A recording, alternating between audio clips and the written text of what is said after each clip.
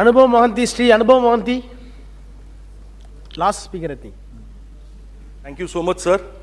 Sir, I stand to support the bill at first, but उसके साथ sir और भी कुछ कहना चाहूँगा। जो चीज़ फैमिली कोर्ट्स को लेकर मैं बोलना चाहता हूँ वो ये है कि सर जिस विषय पर माननीय सदस्य मेहताब जी ने भी कहा है और नवनीत राणा जी ने भी कहा है, सर फैमिली कोर्ट्स के मैटर्स जितने भी पेंडिंग आज की तारीख पर हैं पूरे हिंदुस्तान में, कई लाखों मैटर्स सर पेंडिंग है।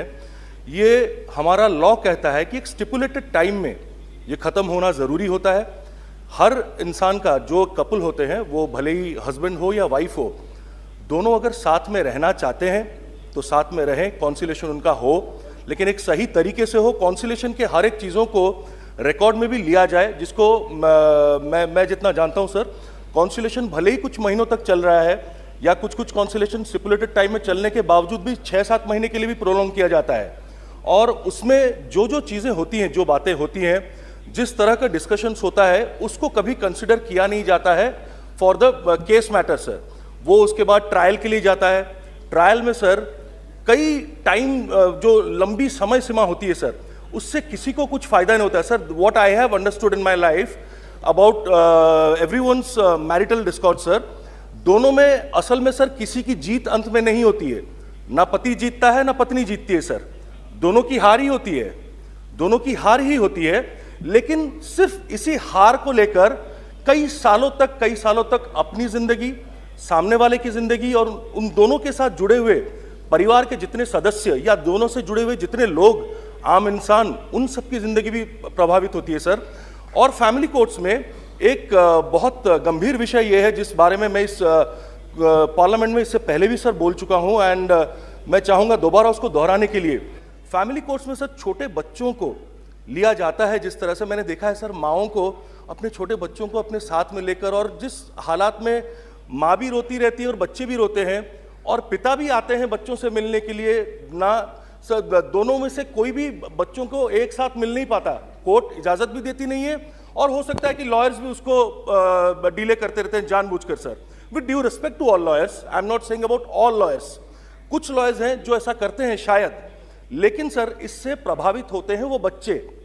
बच्चों का अधिकार, बायोलॉजिकल एंड लेजिटिमेट राइट अपने माता पिता दोनों पर होता है, पर जो बच्चा 18 साल की उम्र तक नहीं है, तब तक अगर वो वोट नहीं दे पाता, वो जब तक अपना नेता नहीं चुन पाता, और अब तो हम लोग 21 साल भी करने का सोच रहे हैं महिलाओं के विवाह की उम्र, देन सर हम एक 4 साल 5 साल 6 साल के बच्चे को या 10 साल 12 साल के बच्चे को कोर्ट में बुलाकर उनसे जब पूछते हैं कि बेटा आप या बेटी आप किसके साथ रहना चाहते हो, पिता के साथ या माता के साथ, इसका क्या मतलब बनता है सर? बच्चे का तो हक दोनों पर होना चाहिए। हमें किसने अधिकार दिया है कि बच्चे को हम बाप से अलग करें या मां से अलग करें? यह चीज बहुत गंभीर विषय है। मैंने माननीय मंत्री जी से भी इस विषय पर पर्सनली आलोचना किया था।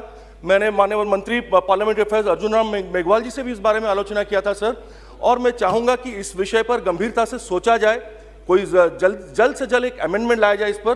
दूसरी बात सर, मैं ज्यादा और नहीं बोलकर खत्म करूंगा, सेइंग दैट फैमिली सर, पहले कहा जाता था एक पूरा गांव जो होता था सर, वो हर घर के बच्चे को जानते थे कि ये बच्चा इनका लड़का है या ये बच्ची इनकी बेटी है।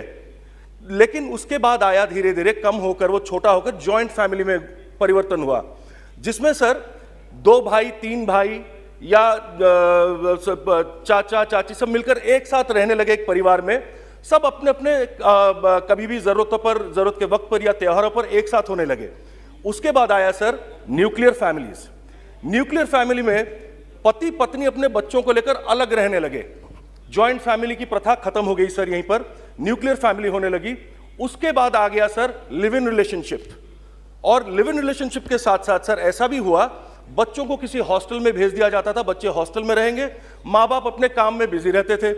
और फिर आज की तारीख में जो समस्या है, जो पूरे हिंदुस्तान की समस्या है, वो ये है, और जॉइंट फैमिली का मीनिंग ये है, अगर एक पति अपने पत्नी के साथ या एक पत्नी अपने पति के साथ एक साथ रह जाए तो उसे कहलाया जाता है जॉइंट फैमिली सर।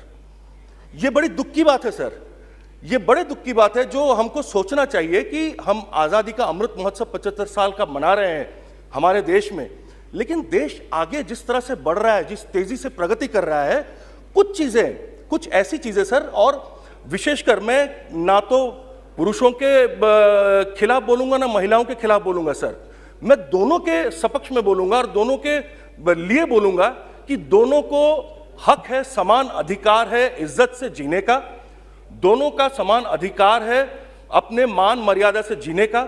और ऐसे चीजों में, ऐसे वक्त में जब मैरिटल डिस्कॉर्ड्स चलती हैं कहीं पर भी, इनमें बहुत ज्यादा बुरा प्रभाव पड़ता है मीडिया ट्रायल्स का भी। अगर किसी रिश्ते का कहीं भी थोड़ा सा भी सर चांस भी होता होगा ना कि जुड़ जाए या कुछ रियूनियन हो जाए या कुछ सही हो जाए, हमारा लॉ भी वही चाहता है कि जब कॉन्सिलेशन हम करते हैं, कॉन्सिलेशन जब हम लाते हैं तो यही सोचकर लाते हैं कि हो सकता है थोड़ा सा परिवर्तन आ जाए दोनों की सोच में, दोनों इकट्ठे फिर से हो जाएं, क्योंकि दो जिंदगियां सर जुड़ती हैं बड़ी मुश्किल से, बहुत प्यार से, and we are the result of thousands of love. So इसको जब कॉन्सिलेशन में हम लाते हैं, चांसेस भी हो तो मीडिया ट्रायल का जो बुरी तरह से शिकार होते हैं, खाली विक्टिम्स वो कपल से नहीं होते, उनके परिवार होते हैं और पूरे फैमिली के से कनेक्टेड रिलेटिव्स, फ्रेंड्स, हर कोई होता है। इस पर एक रोक लगानी बहुत जरूरत है, आवश्यकता है। मैं माननीय मंत्री जी को बोलना चाहूंगा, many things connected to other ministries are also interrelated and connected to this matter। माननीय मंत्री जी से मैं आग्रह करूंगा, sir please, Kiren Rijiju ji, this family court amendment bill is undoubtedly really good, undoubtedly good, but कुछ और चीजें भी हैं जो इसके साथ जुड़ी हुई हैं, जैसे मैंने मीडिया ट्रायल्स की बात कहा है, please look into these matters also. ये सारी चीजें बहुत आवश्यक है। And sir once again I would also request at the end before closing, बच्चों के लिए एक सेपरेट मिनिस्ट्री किया जाए। मैं नहीं बोल रहा हूं कि honourable minister is unable to do that, no, she is efficient enough and doing it very dynamically, but अगर एक स्पेशल डिपार्टमेंट बने या मिनिस्ट्री बने तो हो सकता है कि उनकी सोच पर, उनके दिमाग को किस तरह से हम विकसित करें, बच्चों के लिए जो हमारे भविष्य है देश का, हमारे दुनिया का, उनके लिए कैसे अच्छे से काम करें, इस पर और गौर दे सकेंगे। Thank you so much sir. जय हिंद, वंदे मातरम सर।